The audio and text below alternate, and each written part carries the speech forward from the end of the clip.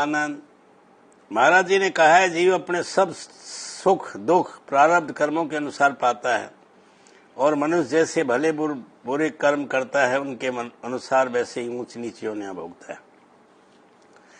एक बार धृतराष्ट्र ने भगवान कृष्ण से पूछा कि मंदा क्यों हूं? मुझे पिछले 100 जन्मों की तो खबर है। इन 100 जन्मों में मैंने कोई ऐसा कर्म नहीं किया जिसके कारण मैं जन्म से अंधा हूं। श्री कृष्ण ने धृतराष्ट्र के सिर पर हाथ रखकर कहा कि और पीछे देखो। जब देखा तो 106 जन्म पहले का एक ऐसा कर्म निकला जिसके कारण वह अंधा हुआ। सो कर्मों का जाल बड़ा पेचीदा है। मौलाना रूम ने भी कहा है, उनको मुर्शिद को सही समझो क्योंकि वे सच्चे और भरोसे योग हैं। उनके उपचार में जादुई कमाल है। उनके वचनों में अल्लाह की ताकत समाई हुई है। जब गुरु गोविंद सिंह जी पहली बार मालवा गए, वहां उजाड़ इलाका था। बारिश की कमी के कारण वहां गेहूं नहीं होता था, जौ और चने होते थे। वहां के लोगों ने गुरु साहिब की बहुत सेवा की। उसमें बीकानेर को कौन जानता था। डल्ला बराड़ कौम का सरदार था। एक दिन गुरु साहिब और डल्ला घूम रहे थे, वहां आग लगे हुए थे। उनके तरफ इशारा करके गुरु साहिब ने कहा, देख कितने अच्छे आम हैं। डल्ले ने कहा, जी आग है। गुरु साहब ने कहा, तू कह दे आम है। कहता है, मैं कैसे कह दूं आम है, ये आंख है। एक और जगह कोई घास खड़ी थी, काई। गुरु साहब ने कहा कि कितना अच्छा गेहूं खड़ा है। डल्ला कहने लगा, ये काई है। गुरु साहब ने कहा, तू कह दे ये गेहूं है। डल्ला बोला, जी मैं यूं ही क्यों कह दूं, ये तो घास है।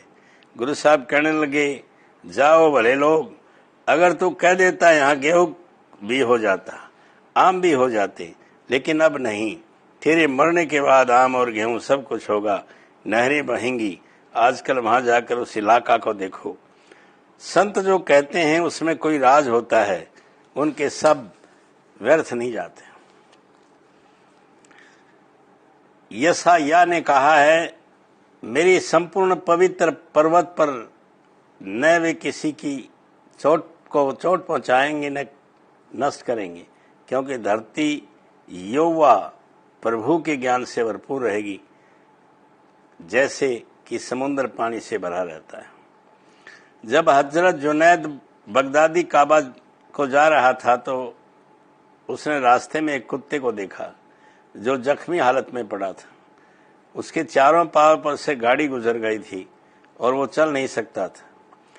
फकीर को रहम आया, लेकिन सोचा कि मैं तो काबे जा रहा हूं, इसको कहां लिए फिरूंगा। दूसरे, ये पलित जानवर है। फिर ख्याल आया कि यहाँ उसका कौन है। मन में दया आ गई। कुत्ते को किसी कुएं पर ले जाने के लिए उसे उठा लिया ताकि पानी से उसके जख्मों को धोकर उस पर पट्टी कर दे। उसने इस बात को कोई चिंता नहीं की कि कुत्ते के जख्मों से बहुत खून से उसके कपड़े खराब हो जाएं। उस समय वह एक रेगिस्तान से गुजर रहा था। जब वह नखलिस्तान में पहुंचा तो वहां उसने एक वीरान कुआं देखा, परंतु उसके पास कुएं से पानी निकालने के लिए कोई रस्सी और डोल वगैरह नहीं थी। उसने 2-4 पत्ते इकट्ठे करके एक दोना बनाया, पगड़ी से बांधकर उसे कुएं में लटकाया। पानी नीचे था, दोना वहां तक नहीं पहुंच सका। साथ में कमीज बांध ली, लेकिन दोना फिर भी पानी की सतह तक नहीं पहुंचा। इधर उधर देखा, कोई नजर नहीं आया। फिर सलवार उतारकर साथ बांधी, तब पानी तक दोना पहुंचा। 2-4 दोने पानी निकाल कर पिलाया। कुत्ते को होश आ गया और उसने कुत्ते के जख्मों को साफ किया, उन पर पट्टी बांधी।